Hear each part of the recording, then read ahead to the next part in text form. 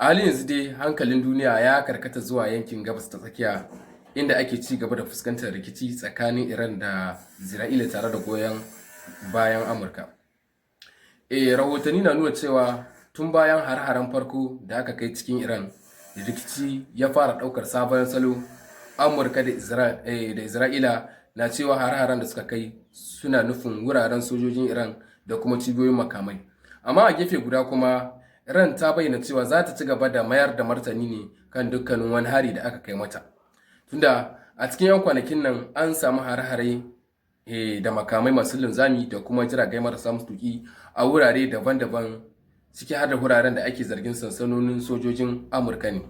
Masu nazari kan harkokin tsaro suna ganin cewa wannan rikici na iya ƙara tsananta idan har wasu ƙasashen ƙungiyoyi suka shiga ciki. Wannan na iya jawo babbar barazana ga zaman lafiya, musamman ma a yankin Gabas ta Tsakiya, har ma ya shafi tattalin arzikin duniya. Sai dai kuma dukkanin wannan yanayi, ƙasashe da dama da kuma ƙungiyoyin duniya na ci gaba da kira ga a dakatar da rikicin tare da neman a samu hanyar tattaunawa don kawo ƙarshen wannan tashin hankali. A ƙarshe dai abin da duniya ke jira shine kowane ɓangare za su ci gaba da wannan rikici ko kuma za a samu wata hanyar sulhu da za ta kawo zaman lafiya. Gaba dai za mu kawo muku sauran bayanan da ake ciki da halin da ake ciki tsakanin wannan ƙasashe uku, Iran da Isra'ila, da kuma goyon bayan Amurka a wannan rikici da ke faruwa a Gabas ta Tsakiya.